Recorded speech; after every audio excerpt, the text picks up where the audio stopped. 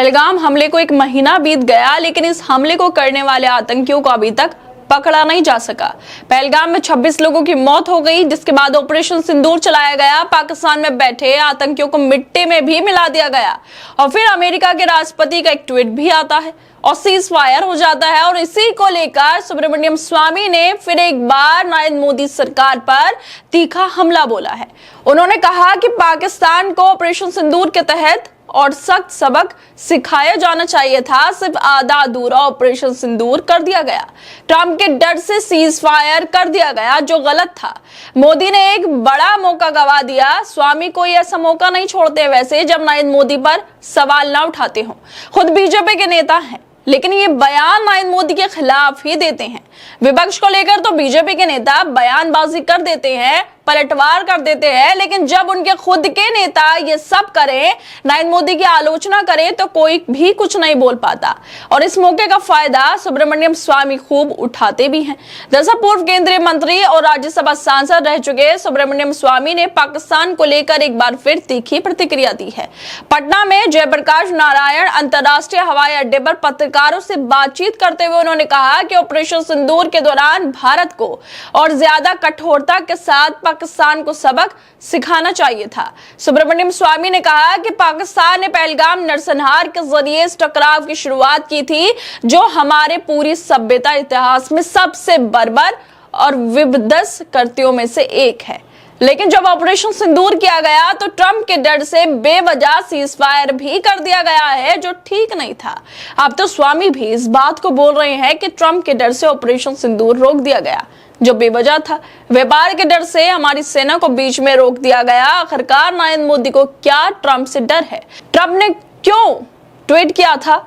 क्या खुद नरेंद्र मोदी ये नहीं बोल सकते थे कि सीज फायर हो गया? ट्रंप की तरफ से ही क्यों इसका ऐलान किया गया और ट्रंप के डर से ही ये सब हो गया है, जिस तरह से स्वामी आरोप लगा रहे हैं। स्वामी आगे कहते हैं कि नरेंद्र मोदी ने पाकिस्तान को सबक सिखाने का एक बड़ा मौका गवा दिया है। भारत को ज्यादा कठोर और निर्णायक प्रतिक्रिया देनी चाहिए थी। बाकी आतंकवाद को जड़ से खत्म करना चाहिए था, लेकिन ट्रंप ने सीज फायर का बोल दिया तो सीज फायर हो गया। ट्रंप हर मंच पर जाकर इस बात को दोहरा रहे हैं कि मेरे डर से, मेरी धमकी से सीज फायर हो गया, लेकिन बीजेपी का कोई नेता इस पर खंडन नहीं कर पा रहा है। ना नरेंद्र मोदी, अमित शाह, जयशंकर, डोभाल, कोई कुछ नहीं बोल पा रहा कि ट्रंप गलत कह रहे हैं। इसके साथ ही स्वामी जो है वो भी निशाना साधने लगे हैं और वो अब आगे कह रहे हैं कि नरेंद्र मोदी सरकार के ऑपरेशन सिंदूर के बाद अंतर्राष्ट्रीय स्तर पर भेजे जा रहे ऑल पार्टी डेलीगेशनों की भी उन्होंने आलोचना कर दी है। उन्होंने कहा कि विदेशी दौरे पर बस मजे लेने के लिए जा रहे हैं, इनसे कोई फायदा नहीं होगा। इन प्रतिनिधि मंडलों का कोई व्यवहारिक असर नहीं होने वाला है। हर कोई जानता है कि इन दौरों का मकसद सिर्फ विदेशी भ्रमण और आनंद लेना है, ना कि कोई कूटनीतिक सफलता हासिल करना है। स्वामी का यह बयान ऐसे समय में आया है जब भारत सरकार ऑपरेशन सिंदूर के बाद अंतर्राष्ट्रीय समर्थन जुटाने के लिए सक्रिय है और विभिन्न देशों में राजनीतिक प्रतिनिधिमंडल भेज भी रही है, और स्वामी इसे फालतू बता रहे हैं। स्वामी का खुलकर मोदी सरकार की नीतियों की आलोचना करना यह दिखाता है कि पार्टी का एक बड़ा नेता मोदी के फैसलों से खुश नहीं है। स्वामी की बेबाकी से पार्टी में असंतोष साफ झलकता है। वो बाबा सरकार की रणनीति पर सवाल उठाते हैं, खासकर राष्ट्रीय सुरक्षा और पाकिस्तान जैसे मुद्दे पर। वो बार बार ट्वीट करते हैं, वीडियो उनके सामने आती हैं जिस पर वो नरेंद्र मोदी पर सवाल खड़े करते ही रहते हैं। और इसी तरह जब पहलगाम हमला हुआ था, 26 लोगों की मौत हुई, तो उस पर भी स्वामी लगातार ट्वीट कर रहे थे। आतंकियों को पकड़ने के लिए सवाल पूछ रहे थे और कह रहे थे कि अभी तक आतंकियों क्यों नहीं पकड़ा गया। इसी तरह उन्होंने एक ट्वीट और भी किया था जिसमें वो लिख रहे थे कि मोदी पश्चिमी पाकिस्तान को 4 हिस्सों में तोड़ने से क्यों डर रहे हैं। यह आसान है। जिन 4 पाकिस्तानी आतंकियों ने 26 लोगों को मारा, उनका पीछा तक नहीं किया गया। क्या मोदी डरपोक है?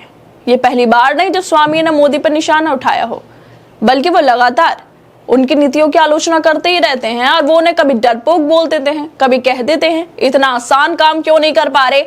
और अब तो सीधे तौर पर उन्होंने कह दिया है कि ट्रंप के डर की वजह से बेवजह हमने सीज फायर कर लिया जबकि पाकिस्तान को और ज्यादा सबक सिखाया जाना चाहिए था।